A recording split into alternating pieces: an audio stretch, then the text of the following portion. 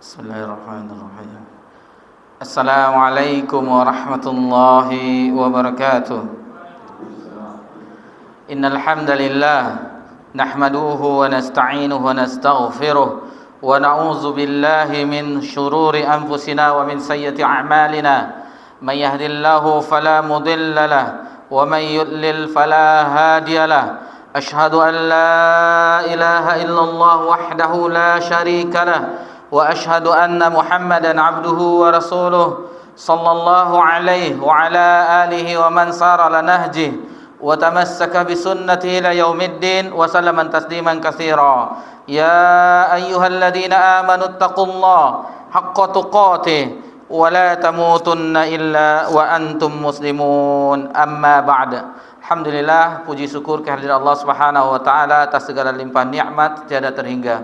Nikmat Allah Subhanahu wa taala senantiasa tercurahkan kepada seluruh makhluknya, bukan hanya orang beriman saja, bukan kepada manusia saja, tetapi terhadap seluruh makhluk Allah Subhanahu wa taala yang di langit dan di bumi. Itu tercurahkan dan itu tidak pernah terhenti walaupun hanya sekejap mata. Salawat beriringkan salam kepada Nabi kita tercinta Nabi Muhammad sallallahu alaihi wasallam. Ikhwani fid din wa akhwati fillah, a'azakumullah. Alhamdulillah, kita telah berada di pertengahan bulan Zulqa'dah. Di penanggalan kita lihat ada di malam ini tanggal 13 Zulqa'dah, ada yang masih sudah masuk tanggal 14. Ada perbedaan satu hari karena ada yang 30 hitungan Syawal kemarin, ada yang hitungannya 29.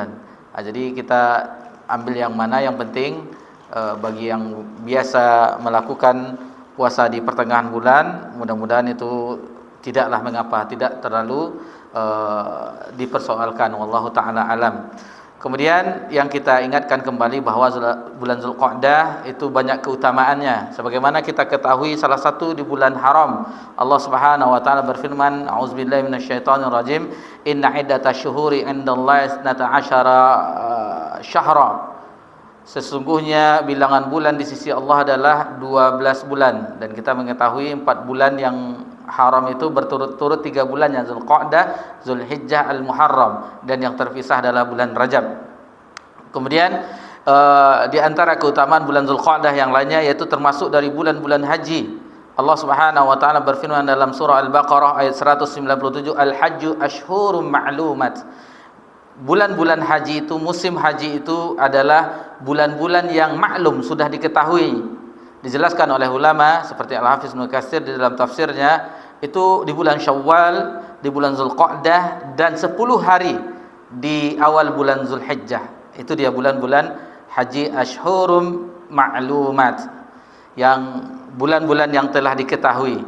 Bahkan dijelaskan oleh ulama juga pendapat yang kuat, tidak boleh di antara bulan-bulan haji itu mengerjakan manasik haji, hanya di 3 bulan itu. Adapun puncaknya yaitu di tanggal 8, 9, terutama di tanggal 9 hari Arafah, tanggal 10 Zulhijjah, kemudian ayamut tasyrik 11, 12, 13 yang diakhiri dengan haji tawaf wada. Jadi mulai dari kita, biasanya kita di Indonesia hajinya haji tamattu'. Kita umroh dahulu, setelah umroh kembali tahallul, setelah itu di tanggal 8 Zulhijjah ihram kembali, memakai pakaian ihram kembali di tanggal 8 Zulhijjah. Seharusnya miqat, yaitu bukan miqat, mabit di Mina di tanggal hari tarwiyah, tetapi kebanyakan jamaah haji Indonesia langsung ke Arafah. Baru di tanggal 9-nya wukuf, yang Nabi sallallahu alaihi wasallam bersabda, al-hajju Arafah. Haji itu di Arafah, puncak ibadah haji itu di hari Arafah di tanggal 9. Terus di tanggal 10-nya melempar jamarat, kemudian tawaf, kemudian sa'i, kemudian bersyukur. Tanggal 11, 12, 13 ada yang mengambil nafar awal, yaitu tanggal 12 Zulhijjah dia meninggalkan Mina. Ada yang mengambil nafar sani. Itulah tidak mengapa, boleh nafar awal dan boleh nafar sani. Kemudian yang keutamaan yang lainnya dari bulan Zulqa'dah adalah bahwasanya Nabi sallallahu alaihi wasallam melakukan umrah 4 kali itu di bulan Zulqa'dah. Di bulan Zulqa'dah, termasuk umrah ketika haji wada tersebut. Itu keempat kalinya itu di bulan Zulqa'dah. Dan makanya para ulama terdahulu sering dan mereka menyengaja diri untuk melakukan umrah di bulan Zulqa'dah. Adapun keutamaan umrah di bulan Zulqa'dah dibandingkan dengan bulan Ramadan, maka lebih utama bulan Ramadan. Karena ya sebagaimana kita telah bahas di bulan Sya'ban, bahwasanya bulan Ramadan, umrah di bulan Ramadan itu setara dengan haji pahalanya. Ta'dilul hajj atau kal hajj, setara dengan haji. Dan bahkan di riwayat yang lain kata Nabi SAW, hajja ma'i, yaitu seolah-olah haji bersamaku. Itu di antara keutamaan baik umrah di Zulqa'dah dan umrah di bulan Ramadan.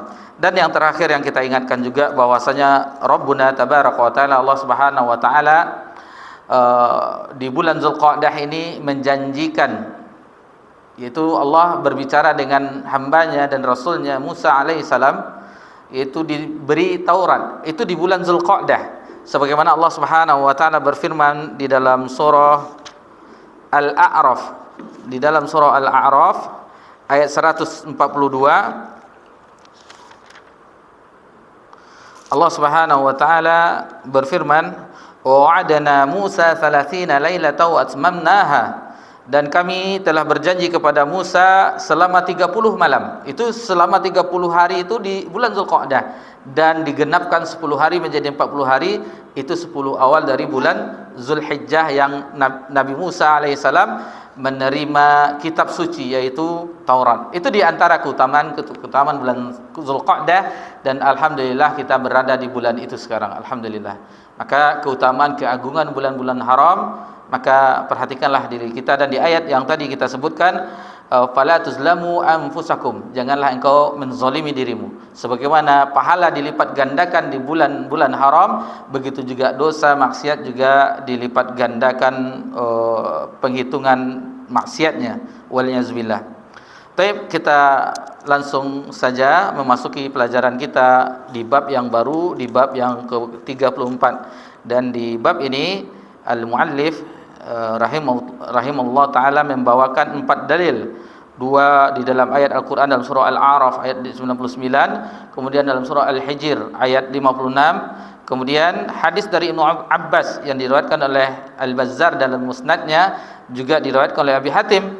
Dan yang keempat adalah hadis dari Ibnu Mas'ud radhiyallahu anhu yang diriwayatkan oleh Abdul Razzaq dalam kitabnya Musannaf. Untuk itu marilah sama-sama kita dengarkan apa yang telah disusun oleh muallif pada bab ini. Tafadhol. Bismillahirrahmanirrahim. Bab 34, merasa aman dari siksa Allah dan berputus asa dari rahmat.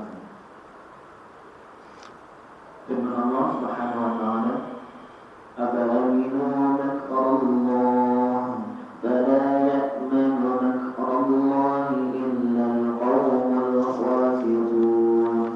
Baik. Apa terjemahannya? Tafadhol. Maka apakah mereka merasa aman dari azab Allah yang tidak terduga-duga? Tiadalah yang merasa aman dari azab Allah kecuali orang-orang yang merugi. Surat Al-A'raf ayat 99. Di bab yang ke-34 ini muallif, semoga Allah merahmatinya, memberi judul babnya merasa aman dari siksa Allah dan berputus asa dari rahmatnya. Jadi ini antara rasa takut dan harap. Takut akan siksa Allah Subhanahu wa taala dan harap akan pahala dari Allah Subhanahu wa taala. Muallif membawakan qaulullah taala, firman Allah Subhanahu wa taala di dalam surah Al-A'raf ayat 99, fa aminu makrallahi fala ya'manu makrallahi illa alqaumul khasirun. Maka apakah mereka merasa aman dari azab Allah yang tiada terduga-duga? Jadi azab Allah itu tidak, kadang orang sedang istirahat tidur, sebagaimana kita mengetahui terjadinya banjir galodo di ranah Minang di Sumatera Barat. Orang mau istirahat sebagian di jam 10 malam, tidak terduga-duga, tahu-taunya sudah terjadi musibah. Dan tiada yang merasa aman illal qaumul khasirun dari azab Allah itu kecuali orang-orang yang merugi. Jadi muallif bermaksud sebagaimana dijelaskan oleh Syekh Abdul Rahman Hasan Al-Syekh, bahwasanya muallif penulis mengingatkan bahwasanya orang yang merasa aman dari azab Allah Subhanahu wa taala, begitu juga orang yang tidak tidak takut, tadi merasa aman kemudian berputus asa atas rahmat Allah Subhanahu wa taala, itu termasuk dosa besar. Jadi kita ingatkan lagi di judul bab ini, orang yang merasa aman dari azab Allah, kemudian orang yang berputus asa terhadap rahmat Allah Subhanahu wa taala, itu termasuk dosa besar. Dan itu menghilangkan kesempurnaan tauhid. Nah, ini dia. Ini sesuai dengan pembahasan kita di kitab tauhid. Itu maksudnya muallif membawakan bab ini, orang-orang yang merasa aman dari siksa Allah, orang-orang yang berputus asa terhadap rahmat Allah Subhanahu wa taala, itu menghilangkan kesempurnaan tauhid. Karena seorang mukmin, bapak-bapak, ibu-ibu yang semoga diberkahi dan dirahmati oleh Allah Subhanahu wa taala, dia harus berada di dalam dua keadaan.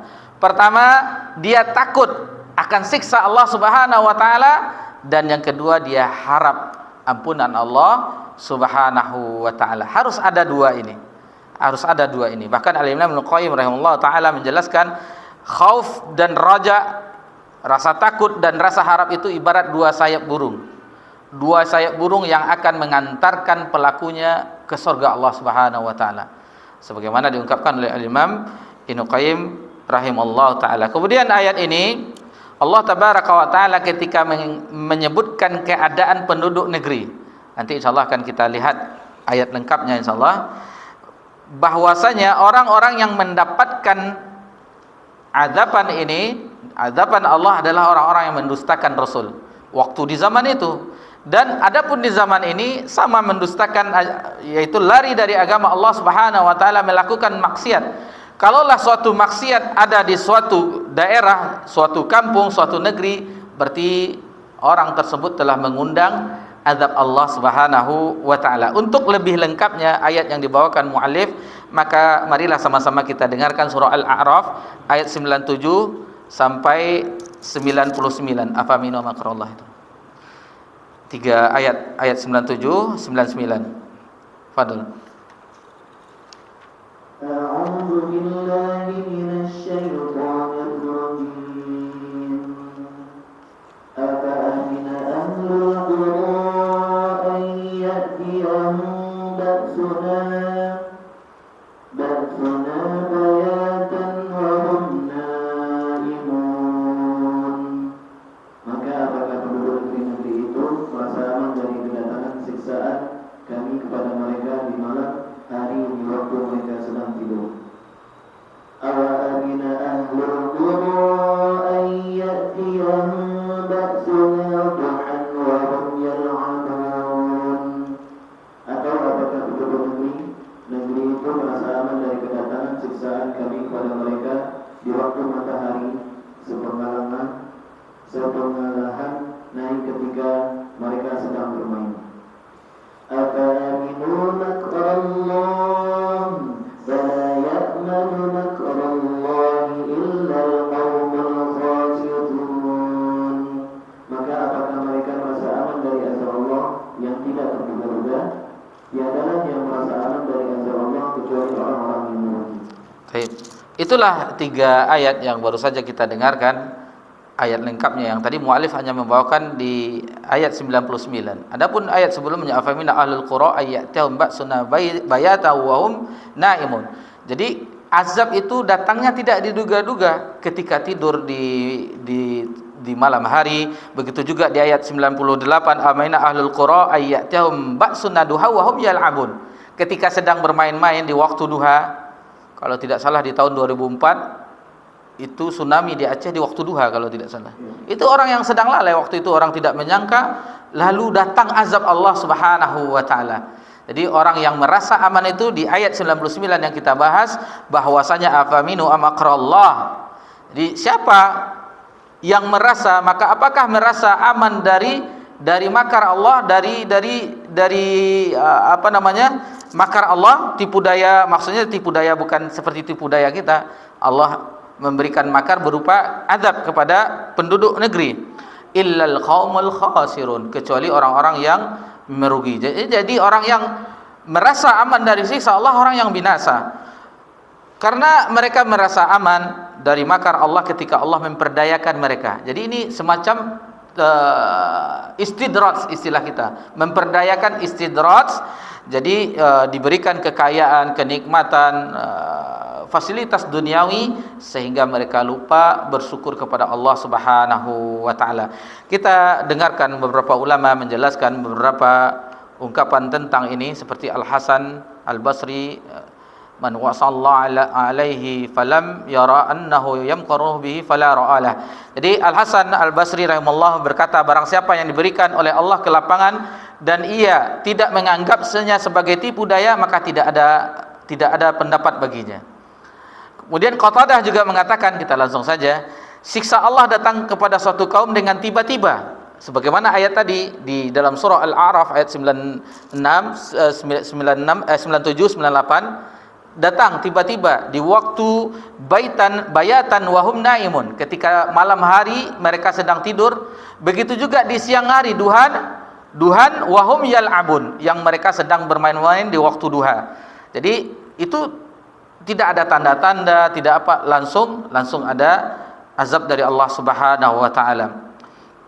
Dan Allah tidak menyiksa suatu kaum sama sekali kecuali pada saat mereka bersenang-senang, berfoya-foya dan lalai. Maka janganlah kamu semua melalaikan Allah Subhanahu, melupakan Allah Subhanahu wa taala.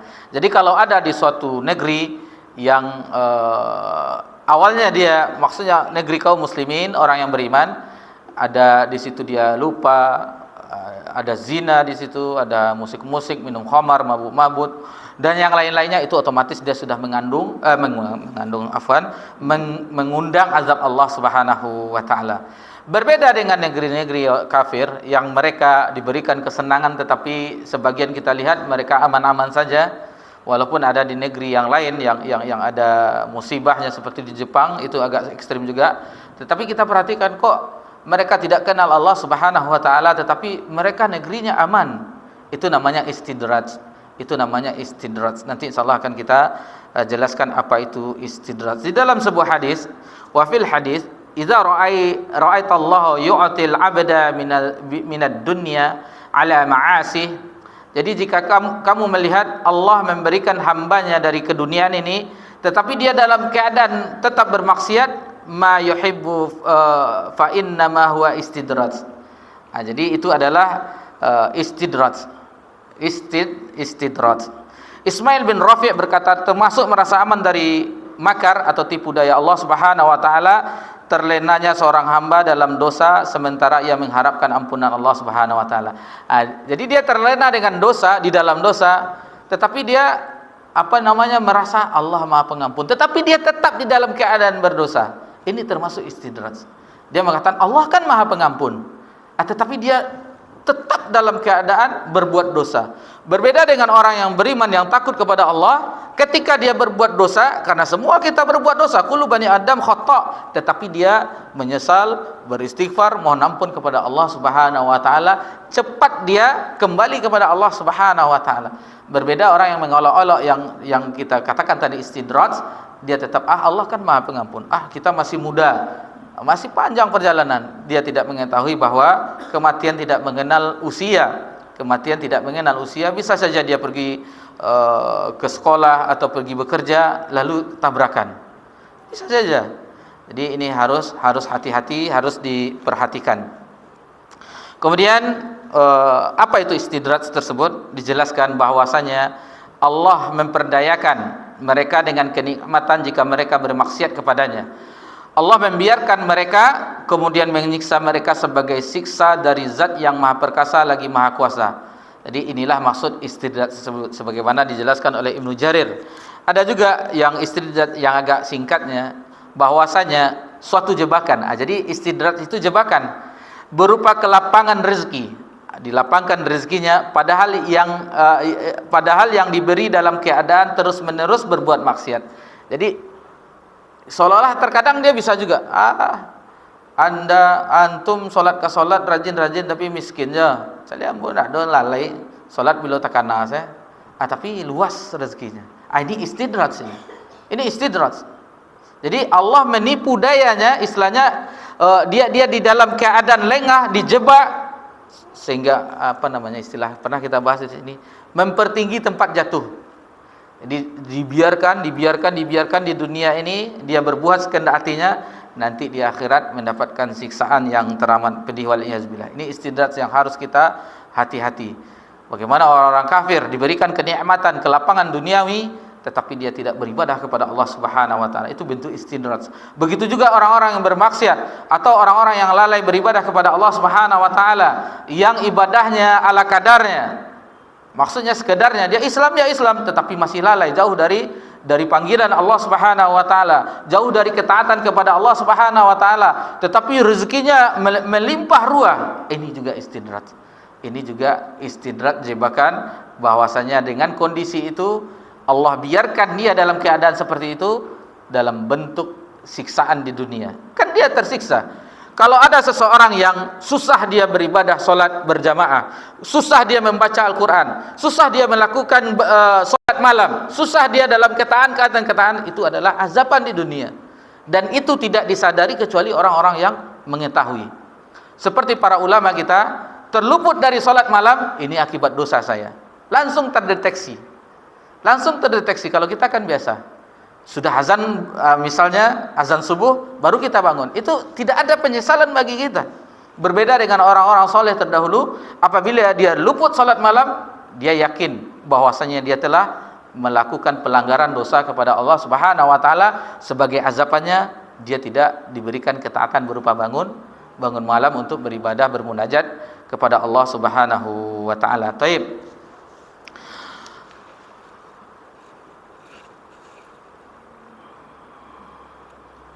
Surat Al-Hijr.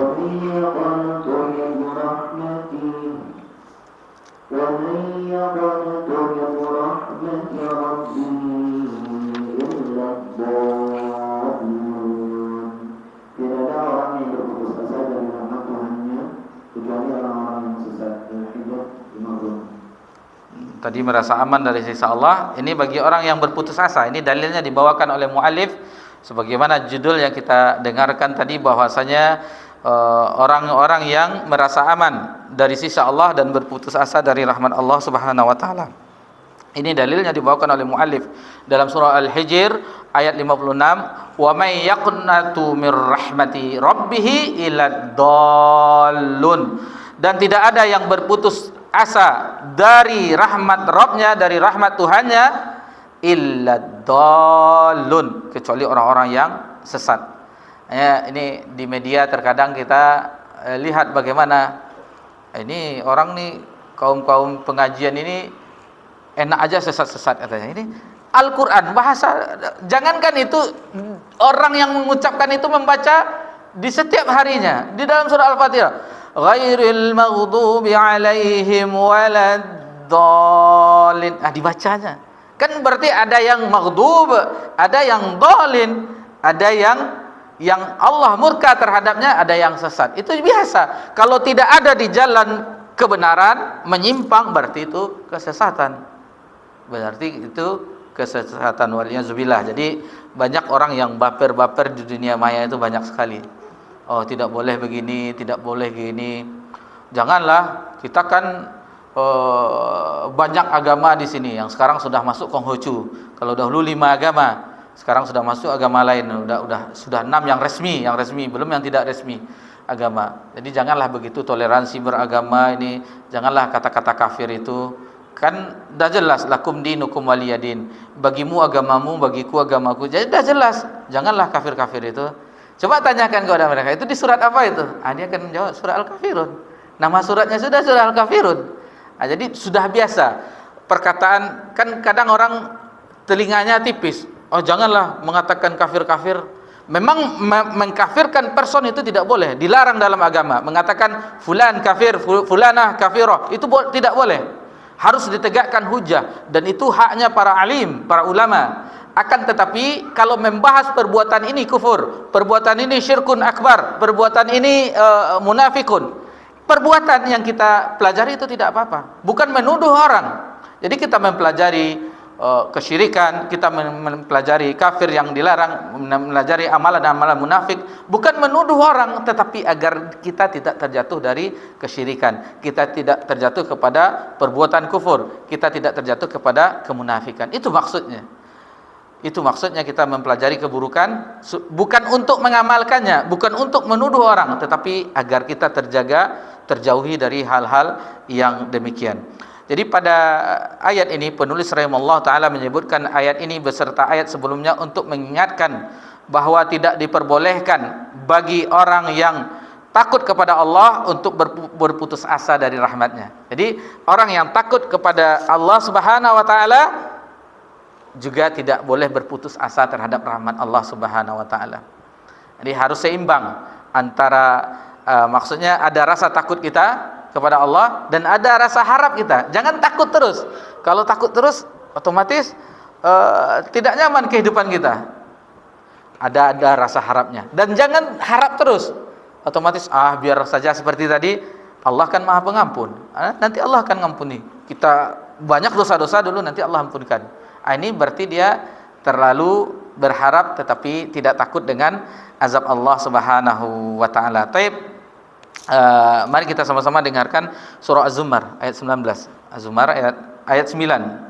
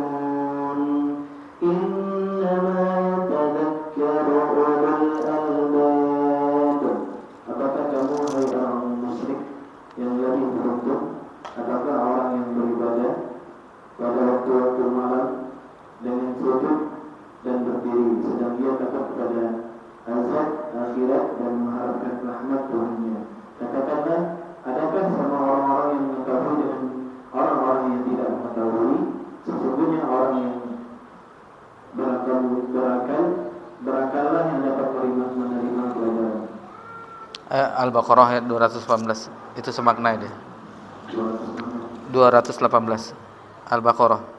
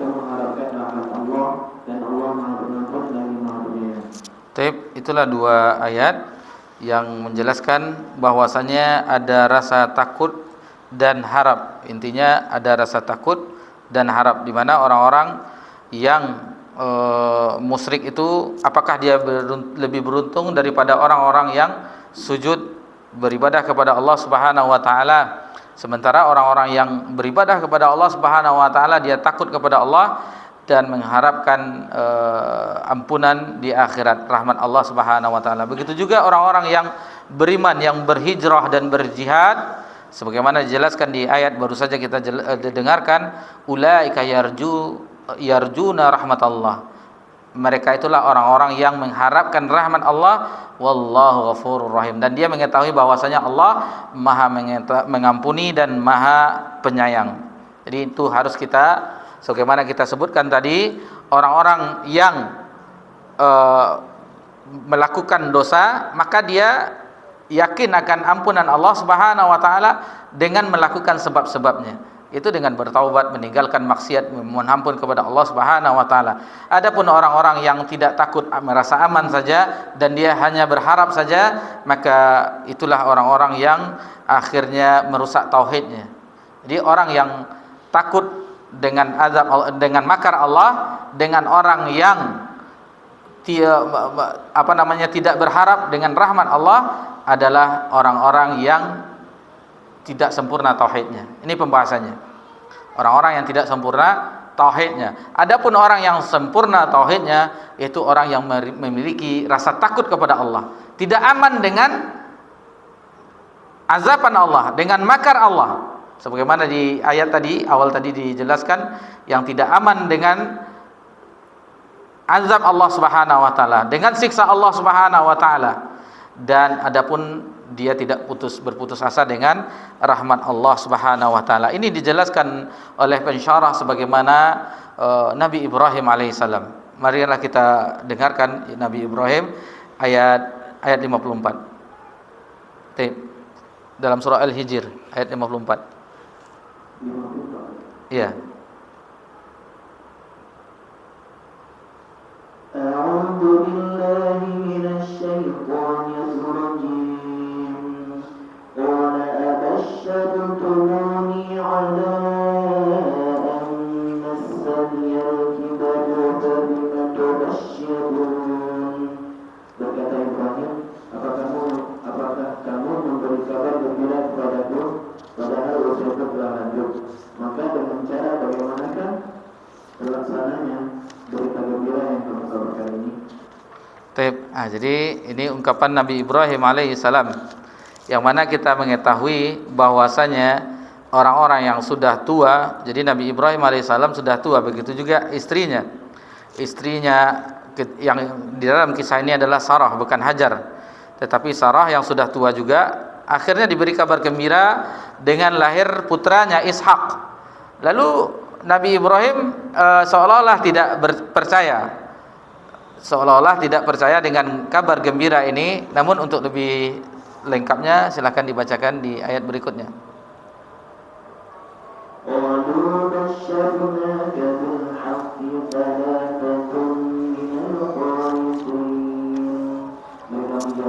Kami menyampaikan kabar gembira kepadamu dengan benar, maka janganlah kamu termasuk orang-orang yang berputus asa.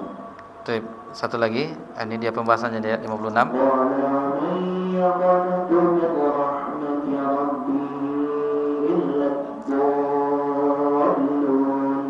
Ibrahim berkata, tidak ada orang yang berputus asa dari rahmat Tuhannya kecuali orang-orang yang sesat.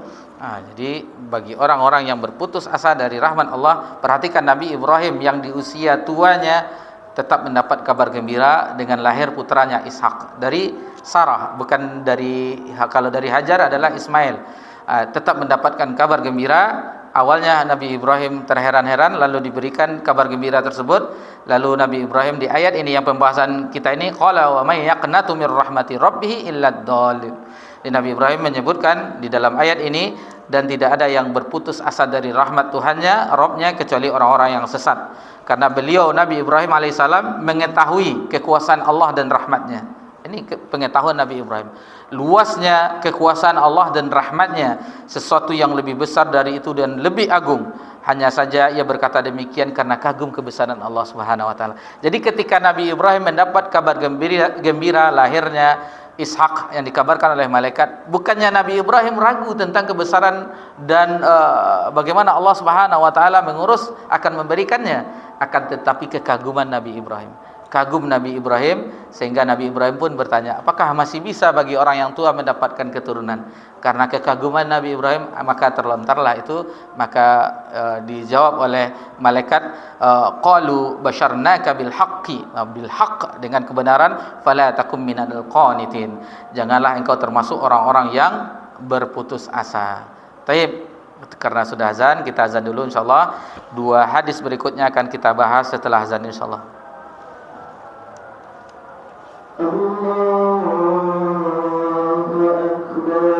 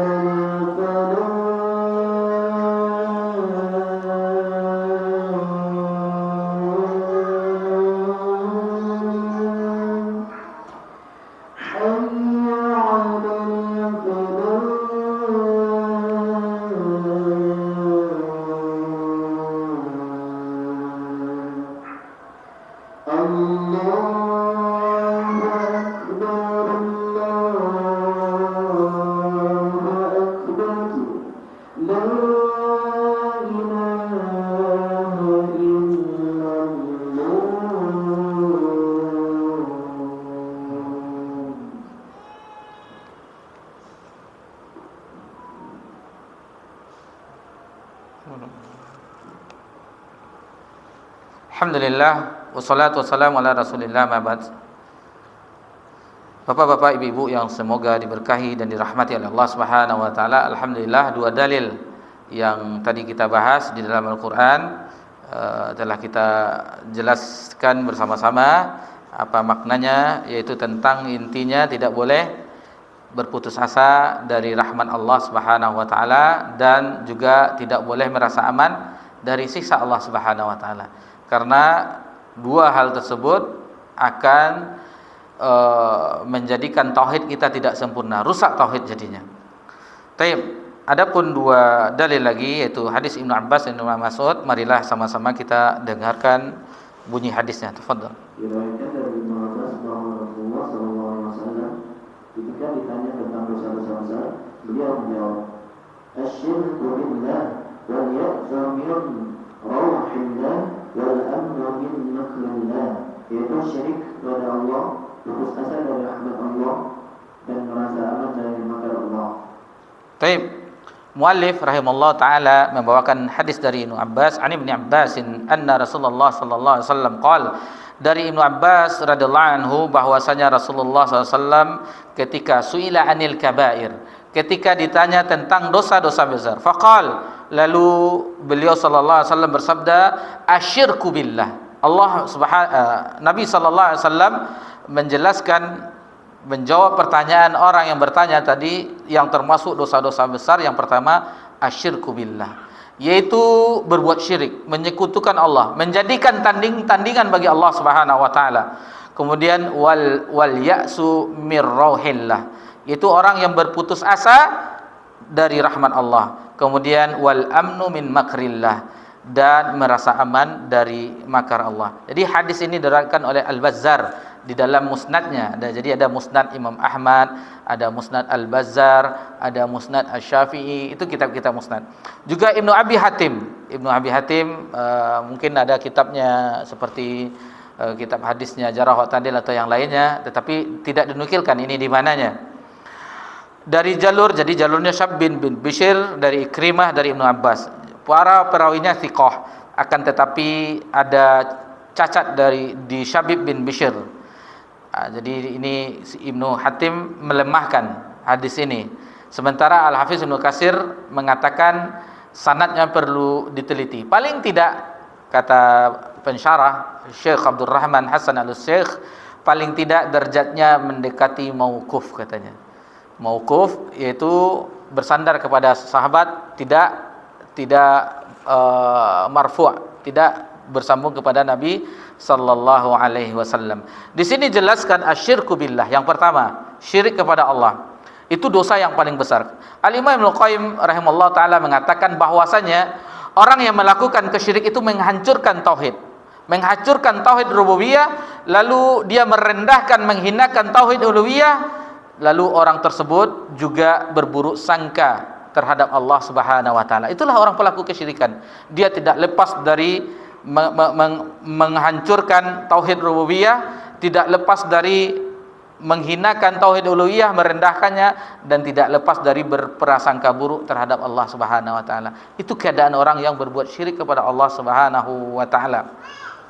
Ini sebagaimana Allah Subhanahu wa taala sampaikan di dalam firman-Nya dalam surah Al-An'am ayat pertama yang bagian akhirnya. Cuman enggak apa baca juga dari awalnya. Alhamdulillahilladzi Alhamdulillahilladzi khalaqas samawati wal ardi wa ja'ala adh-dhulumati wan-nur wa ja'ala adh-dhulumati wan-nur thumma alladhina kafaru bi rabbihim ya'dilun. Segala puji bagi Allah yang telah menciptakan langit dan bumi dan mengatakan gelap dan terang. Namun orang-orang kafir mempersekutukan sesuatu dengan Tuhan mereka. Jadi perhatikan ini. Tidak ada kata-kata syirik, kan tidak ada sini. Tsummal ladzina kafaru bi rabbihim ya'dilun. Jadi tidak berbuat dengan Rabb-nya itu, orang-orang kafir itu mereka itu tidak melakukan keadilan. Jadi orang yang melakukan kesyirikan itu telah berbuat tidak adil dia. Dia menjadikan Rabb semesta alam berkurang keagungannya. Begitu juga, atau dia menjadikan sesuatu yang tidak ada rububiyah, diangkatnya ada rububiyahnya. Ada nilai ketuhanan dari makhluk. Jadi begini, orang yang melakukan kesyirikan itu dia menurunkan keagungan Allah. Allah yang mempunyai sifat rububiyah diturunkannya. Atau sebaliknya, makhluk yang tidak ada sifat rububiyah diangkatnya. Ini kondisinya. Ini kondisinya. Yang mendatangkan manfaat dan menolak mudarat hanya Allah Azza wa Jalla semata. Lalu katanya si fulan ini bisa, orang pintar ini bisa katanya. Ini dia mengangkat seseorang makhluk memiliki rububiyah, sementara tidak, hanya Allah Subhanahu wa taala. Atau dia meminta kepada nabi. Tidak boleh. Apabila dia meminta kepada nabi, nabi itu hamba dan rasulnya. Abduhu wa rasuluh. Tidak ada sifat rububiyah bagi nabi, tidak ada. Ini harus diperhatikan.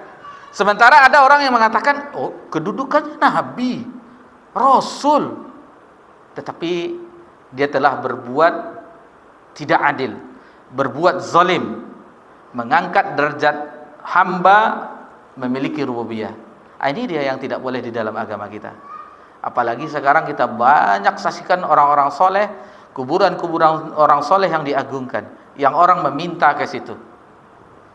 Dan alhamdulillah di pelajaran kita di Kasyfu Syubhat itu telah dibahas bagaimana orang-orang itu melontarkan, seperti salah satu syubhatnya kita sebutkan di sini agar kita sama-sama memahaminya. Orang-orang pelaku kesyirikan di zaman ini, mereka akan mengatakan, jangan samakan apa yang kami amalkan dengan orang-orang kafir Quraisy dahulu. Orang-orang kafir Quraisy dahulu sudah jelas, mereka menyembah patung-patung berhala-berhala, Latta, Uzza, Manat. Itu sudah jelas, patung-patung. Kami tidak. Kalau kami orang-orang soleh yang mereka mempunyai kedudukan di sisi Allah, yang mereka wali-wali Allah, jangan kalian samakan. Itu salah satu syubhat mereka. Salah satu syubhat mereka. Lalu kita bantah dengan, perhatikanlah, kalau seandainya, jangan banyak-banyak orang yang mengatakan Nabi Isa yang ada derajat ketuhanannya kan dikatakan kafir. Yang mengatakan salatah, tiga di antara yang satu, yaitu ibunya Maryam, kalau mereka Bunda Maria sama mereka. Kemudian Nabi Isa, mereka mengatakan Yesus, Tuhan Bapa, Tuhan Ibu, Tuhan Bapa, Tuhan Anak. Kan dikafirkan di dalam ajaran kita. Tidak ada nilai rububiyah bagi mereka. Tidak ada. Jadi harus diposisikan mana yang Rabb, mana yang makhluk. Itu harus tahu kita. Kalau sudah terpisah itu jalan-jalan tauhid itu sudah mulai kita. Jadi sudah tidak ada lagi makhluk itu yang mempunyai derajat ketuhanan, tidak ada. Otomatis kalau kita berdoa, kita tidak meminta berdoa ke kuburan-kuburan, tolong wahai penghuni kubur, engkau dekat dengan Allah, jadikanlah engkau sebagai tawasul, meminta kepada Allah, bujuk rayulah Allah supaya mengampuni kami, memberikan rezeki kami, memberi jodoh kami, supaya kami jadi wali kota, gubernur segala macam. Tidak ada. Jadi harus kepada ud'u rabbakum tadarru'a wa khufyah dalam surah Al-A'raf. Berdoalah kepada Rabbmu dengan lemah lembut dan dengan rasa takut kepada Allah Subhanahu wa taala. Jangan dipalingkan kepada selain Allah Subhanahu wa taala. Taib. Itu tentang syirik itu, dan masih banyak tentang kesyirikan telah kita bahas di bab-bab semua. Inna syirka la zulmun wa may yusyrik billah barang siapa yang melakukan kesyirikan kepada Allah, faqad haramallahu 'alail jannah, sungguh Allah akan mengharamkan baginya surga, wa ma'wahun nar, dan tempat kembali mereka neraka, wa maliz zalimin. Dan masih banyak ayat-ayat seperti ini yang menjelaskan tentang bahayanya kesyirikan, dan kesyirikan ini adalah induk dari dosa, dedengkotnya dosa. Seperti di sini asyirku billah, minal kabair, yang pertama itu syirku billah, mensekutukan Allah Subhanahu wa taala. Kemudian wal ya'su min rahillah, yang berputus asa dari rahmat Allah. Maksudnya memutuskan permohonan dan harapan kepada Allah Subhanahu wa taala, yang mana dia harusnya ada rasa takut dan harap, tetapi dia tidak berharap kepada Allah. Kalau sudah begini, sudah binasalah kita, untuk apa lagi kita bertobat? Sudah menjadi Allah tidak akan mengampuni kita. Ini tidak boleh juga. Allah Maha Pengampun. Qul ya ibadiyallazina asrafu ala anfusihim la taqnatu mir rahmatillah, dalam surah Az-Zumar ayat 53. Wahai orang-orang yang wahai hamba-hambaku yang melampaui batas, kata Allah, la taqnatu mir rahmatillah, janganlah berputus asa dari rahmat Allah. Innallaha yaghfiru dzunuba jami'a, sesungguhnya Allah mengampuni dosa seluruhnya, seluruh dosa, hatta dosa syirik, tetapi dia bertaubat kepada Allah, Allah akan ampuni. Bukankah para sahabat sebelum mereka mengenal cahaya Islam, mereka di antara mereka menyembah berhala, di antara mereka minum khamar, di antara mereka menyaksikan biduan-biduan perempuan bernari-nari, bernyanyi-nyanyi, di antara mereka mengubur anak perempuannya hidup-hidup. Tetapi dengan cahaya Islam mereka kembali ke jalan Allah, maka dosa-dosanya yang telah lalu diampuni oleh Allah Subhanahu wa taala. Kemudian wal amnu min makrillah, dan merasa aman dari makar Allah. Maksudnya dari tipu daya Allah kepada hambanya dengan dicabutnya iman. Jadi jangan sampai kita aman dari makar Allah Subhanahu wa taala. Maka mohon perlindunganlah kita kepada Allah Subhanahu wa taala, karena kalau sudah kita tertipu aman dari makar Allah, maka itulah kejahilan yang ada dalam diri kita, yang harus kita obati dengan mempelajari agama Allah Subhanahu wa taala. Jadi hadis-hadis mengenai ini banyak sekali dijelaskan oleh ulama kita.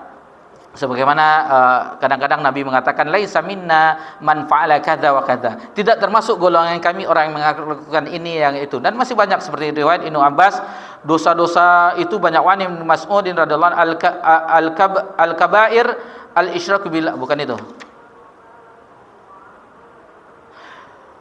Jadi hiya ila sab'ati mi'ah aqrabu minha ila sab' ghairuhu la kabiratu ma'al istighfar wa la saghirata ma'al israr. Jadi disebutkan oleh Ibnu Abbas itu lebih dari 700 cabang. Dosa-dosa besar itu lebih dari 700 cabang. Sementara yang kita bahas ini ada 3. Itu tidak membatasi 3. Yang lain ada di hadis yang lain ada yang mengatakan 7. Ada yang mengatakan 7, dan Ibnu Abbas menjelaskan bahwasanya lebih dari 700 cabang. Namun yang di sini kita harus garis bawah, la kabirah ma'al istighfar, tidaklah dinamakan dosa itu besar kecuali dengan istighfar. Jadi kalau sudah istighfar kita, itu tidak jadi dosa besar dia lagi. Wala saghirah ma'al israr, dan tidak dinamakan dosa kecil tetapi dilakukan terus-menerus. Jadi dosa kecil yang dilakukan terus-menerus menjadi dosa besar dia. Jadi wala kabirah illal istighfar wala saghirah illal israr. Tidaklah dinamakan dosa besar itu tanpa istighfar dia, dan tidaklah dinamakan dosa kecil tetapi dilakukannya dan israr, istimrar, dengan terus menerus. Wal iyazbillah. Taib, yang terakhir. Itu Razak mengatakan dari Ibnu Mas'ud radhiyallahu anhu, ia berkata, akbarul al-isyraku billah wal amnu min makrillah wal qunutu min rahmatillah wal ya'zu min rawhillah.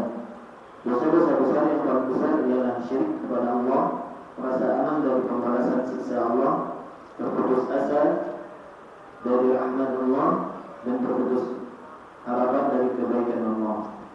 Jadi di sini ditambah yang tadi, tiga yang tadi sudah kita pelajari, yang diriwayat Abdullah bin Abbas, diriwayatkan oleh Al-Bazzar dalam musnadnya. Adapun ini Abdul Razzaq, nama kitabnya Musannaf.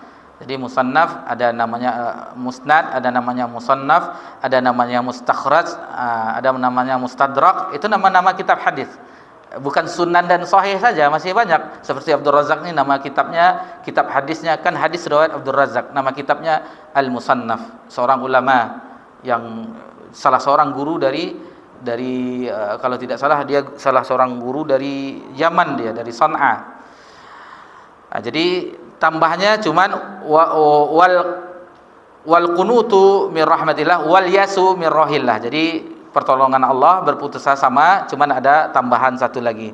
Tetap yang termasuk dosa akbarul kabair asyirku billah. Itu yang pertama, dosa yang paling pertama, yang paling berat itu. Jadi dijelaskan di sini, dan ini maka al-qunut tadi yang putus asanya sangat. Al-qunut, al-qanatu min rahillah, yang dia tidak ada harapan lagi katanya. Ini tidak boleh. Masih ada harapan. Selagi matahari belum terbit dari arah tenggelamnya dari maghrib, dari arah barat, dan sebelum nyawa sampai ke kerongkongan, Allah masih membentangkan ampunan kepada hambanya. Selagi ruh kita belum melewati kerongkongan, dan selagi matahari terbit dari timur, kecuali dari barat, dari arah tenggelamnya, perhatikanlah, Allah masih membentangkan ampunannya. Itulah Rabb kita yang Maha Pengampun, yang Maha Agung, yang kita senantiasa berharap kepadanya. Jadi inilah bab ini mengandung peringatan tentang janganlah kita merasa aman dari makar Allah, dan jangan berputus asa dari rahmat Allah Subhanahu wa taala. Itu karena dua ini akan melunturkan, akan membuat tauhid kita rusak, tidak menjadi sempurna. Lalu dijelaskan oleh ulama bahwasanya hendaknya kita, dianjurkan oleh ulama kita, dalam keadaan lapang, dalam keadaan sehat, hendaklah kita kuatkan rasa takut kita kepada Allah Subhanahu wa taala. Kita dalam keadaan sehat wal afiat, hendaknya yang muncul dari kita rasa takut kepada Allah Subhanahu wa taala. Dan ketika kita diuji dengan sakit, maka yang harus dibesarkan adalah rasa harap kepada Allah. Dan kita berharap Allah akan sembuhkan, misalnya rasa harap Allah akan gugurkan dosa kita. Ada rasa harap kepada Allah Subhanahu wa taala.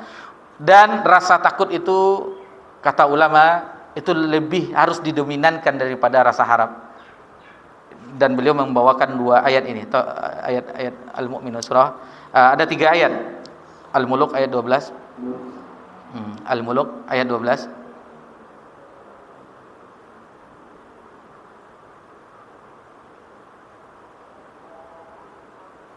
أعوذ بالله من الشيطان الرجيم إن الذين يخشون ربهم بالغيب لهم مغفرة وأجر كبير.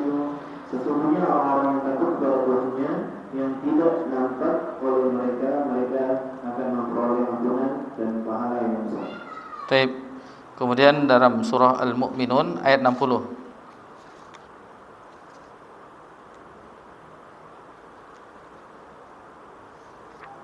Al-Mu'minun ayat 60. Waktu awal kemarin sudah kita bacakan itu. وَالَّذِينَ يُؤْتُونَ مَا آتَوْا وَقُلُوبُهُمْ وَجِلَةٌ أَنَّهُمْ إِلَى رَبِّهِمْ رَاجِعُونَ.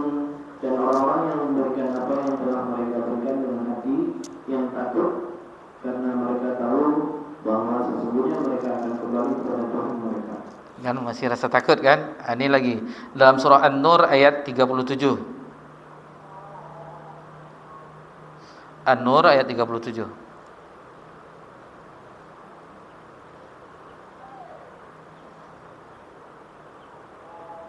A'udzu billahi minasy syaithanir rajim. Rijalun la tulhihim tijaratun wa la bai'un an dzikrillah wa iqamis sholati wa ita'iz zakati yakhafun yawman tataqallabu fihi al-qulub wal absar. Laki-laki yang tidak dilalaikan oleh perniagaan dan tidak pula oleh jual beli dari pengingat di Allah dan dari mendirikan sembahyang dan dari membayarkan zakat, mereka takut kepada suatu hari yang pada hari itu hati dan penglihatan menjadi goncang. Jadi yakhafuna yawman tataqallabu fil qulubul absar, di mana ketika hari itu hati dan penglihatan menjadi goncang. Yang terakhir dalam surah Az-Zumar ayat 9, karena masih banyak ayat-ayat yang mengandung ini. Az-Zumar ayat 9 yang tadi.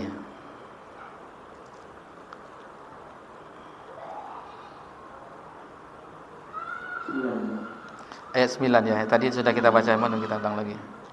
أَمَّنْ هُوَ قَانِتٌ آنَاءَ اللَّيْلِ سَاجِدًا وَقَائِمًا يَحْذَرُ الْآخِرَةَ وَيَرْجُو رَحْمَةَ رَبِّهِ قُلْ هَلْ يَسْتَوِي الَّذِينَ يَعْلَمُونَ وَالَّذِينَ لَا يَعْلَمُونَ إِنَّمَا يَتَذَكَّرُ أُولُو الْأَلْبَابِ.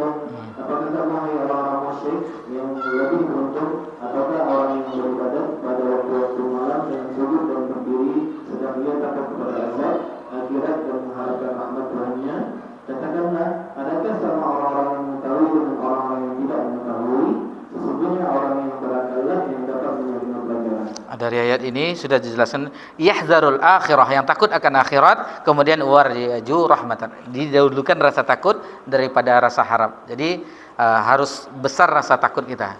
Jadi ayat-ayat tadi menunjukkan, di ayat ini sudah jelas, di ayat 99 perhatikan, wa yahzarul akhirah wa yarju rahmata rabbih, itu takut dengan azab akhirat dan harap akan rahmat Rabbnya. Itulah yang bisa kita pelajari pada kesempatan yang berbahagia ini. Namun sebelum kita bacakan kandungan dari bab ini, hanya beberapa kandungan, kita teringat akan bagaimana orang-orang yang generasi awal dahulu, para sahabat radhiyallahu anhum ajmain, tentang kitabullah. Ini mumpung masih teringat kepada kita, dan ini kita dapatkan sumbernya dari muqaddimah tafsir Ibnu Katsir. Dari muqaddimah tafsir Ibnu Katsir, mumpung teringat bahwasanya Abu Bakar As-Siddiq radhiyallahu anhu ketika ditanya tentang firman Allah Subhanahu wa taala dalam surah Abasa, wa fakihatan wa abba. Wa fakihah yaitu buah-buahan, wa abba dan itu tumbuh-tumbuhan. Ketika ditanyakan itu, kalau buah-buahan sudah jelas buah ini, buah, lalu tumbuh-tumbuhan yang mana? Cuman ketika itu Abu Bakar As-Siddiq radhiyallahu anhu menjawab, bumi manakah yang aku pijak dan langit manakah yang menjadi naungan yang aku berbicara tentang kitab Allah yang aku tidak ada ilmu di situ. Jadi yang mana tumbuh-tumbuhannya tidak diketahui oleh Abu Bakar. Jadi dia tidak mau, oh itu mungkin ilalang, oh itu pohon beringin, oh itu tidak ada. Jadi dia tidak dijawab, tidak tahu dia tentang kitab Allah, ya tidak dikatakannya. Diungkapkan dengan itu, bumi mana yang saya pijak, langit mana yang menjadi naungan yang saya mengatakan sesuatu dalam kitab Allah yang saya tidak ada ilmu di dalamnya. Itu Abu Bakar As-Siddiq radhiyallahu anhu.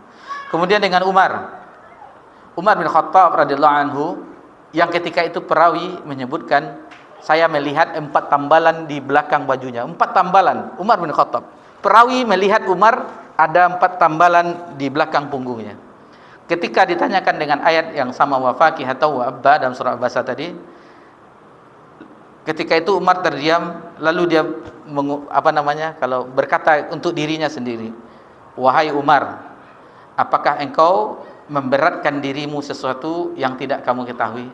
Itu dia. Dia tidak tahu. Kalau tentang wa fakihah itu tahu, buah-buahan, banyak buah-buahan.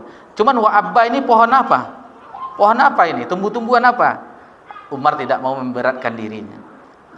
Kemudian al-mufassir dari generasi sahabat Abdullah bin Abbas radhiyallahu anhu, dan kita mengetahui dia keilmuannya yang didoakan oleh Nabi sallallahu alaihi wasallam, Allahumma faqihu fid din wa alimut ta'wil. Ya Allah, faqihkanlah Abdullah bin Abbas ini dalam agamanya dan berilah dia ilmu untuk mentakwil atau menafsirkan Al-Qur'an. Dan bagaimana dia di zaman Umar kita mengetahui dihadirkan oleh Umar di majelis syuranya. Di majelis syuranya Umar yang ketika itu yang hadir veteran Badar, orang-orang yang ikut perang Badar bersama Nabi yang membela agama Allah Subhanahu wa taala. Tetapi Abdullah bin Abbas yang pemuda, yang kecil ikut juga, padahal dia syuyukh, tua-tua semuanya. Ada sebagian mereka menceletuk kepada Umar, "Ya Amirul Mukminin, kami juga mempunyai anak-anak yang sebesar ini."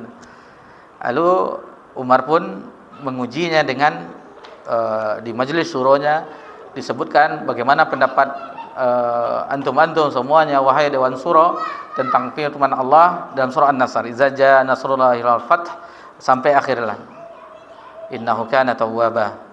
Lalu mereka menjawab dengan yang biasa diketahui, bahwasanya nanti mendapatkan kemenangan, nanti akan berbondong-bondong masuk Islam, dianjurkan untuk bertazbir, memuji Allah dengan beristighfar dan macam-macamnya. Lalu pertanyaan itu dilontarkan kepada Umar oleh Umar kepada Abdullah bin Abbas. Maka Abdullah bin Abbas menjawab bahwa ayat ini turun pertanda dekatnya ajal Nabi sallallahu alaihi wasallam. Kata Umar, tidak ada yang saya ketahui kecuali sebagaimana yang diucapkan oleh Abdullah bin Abbas. Itu tentang penafsirannya. Namun ketika ditanyakan oleh generasi tabi'in kepada Abdullah bin Abbas, mufassir, sahabat yang ahli tafsir, tentang firman Allah Subhanahu wa taala dalam surah Al-Ma'arij, "Ta'rujul malaikatu war-ruhu ilaihi fi yaumin kana miqdaruhu 50 alf sanah." Perhatikan, miqdaru 50 alf sanah. Lalu ditanyakan juga bagaimana dengan lafaz di dalam surah As-Sajdah yang kita ketahui sebagian imam membaca di subuh Jumat, fi yaumin kana miqdaru alf sanatin mimma ta'uddun. Yang tadi 50 alf sanah, yang ini alf sanatin mimma ta'uddun. Ini 50.000 tahun, ini 1.000 tahun. Lalu kata Abdullah bin Abbas, terserah Allah mau apa yang diucapkannya di kitabullahnya, mau 1.000, mau 50.000, itu hak Allah Subhanahu wa taala. Kalau kita ditanya tuh tahu jawabannya.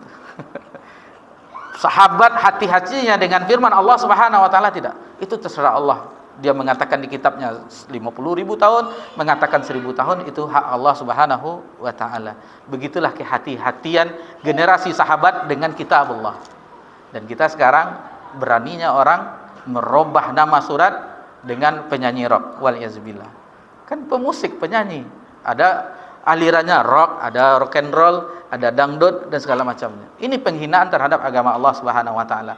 Pelajaran bagi kita bagaimana orang generasi sahabat, mereka tidak akan mengeluarkan sesuatu dari pendapatnya, tetapi memang wahyu yang disampaikan. Apa yang disampaikan Nabi kepada mereka, itulah yang mereka sampaikan kepada umat.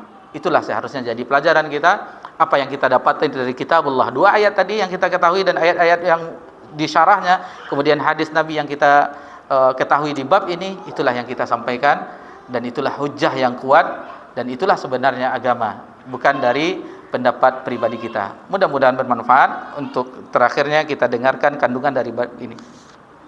Kemudian bab ini, 1. Tafsir ayat dalam surah Al-A'raf, 2. Tafsir ayat dalam surah Al-Hijr, 3. Ancaman keras terhadap orang yang merasa aman dari siksa Allah, 4. Ancaman keras terhadap orang yang berputus asa dari rahmat Allah. Alhamdulillah, atas nikmat Allah Subhanahu wa taala jualah kita selesaikan bab yang ke-34. Bab yang ke-34. Sudah lebih separuh perjalanan kita di kitab tauhid. Alhamdulillah, itu nikmat dari Allah. Mudah-mudahan Allah memberikan kita kekuatan, kesabaran. Karena kalau tidak ada kesabaran dari Allah, kekuatan dari Allah, jauh rasanya Baitul Naim. Tapi itu nikmat dari Allah. Allah mudahkan langkah kaki kita menuju musola yang kita cinta ini, meskipun terkadang hujan. Allah yang mudahkan semuanya. Jangan lupakan Allah di dalam kehidupan kita, dan seandainya itu suatu kemudahan, pujilah Allah, dan seandainya itu sesuatu dosa dan maksiat, ingatlah, takutlah kepada Allah Subhanahu wa taala agar kita tidak aman dengan siksa Allah dan berharap akan pahala ampunan dari Allah Subhanahu wa taala. Subhanakallahumma wa bihamdika asyhadu an la ilaha illa anta astaghfiruka wa atubu ilaik. Wassalamu ala nabi Muhammad sallallahu alaihi wasallam wa ala alihi washabihi ajmain. Walhamdulillahirabbil alamin. Wassalamu alaikum warahmatullahi wabarakatuh.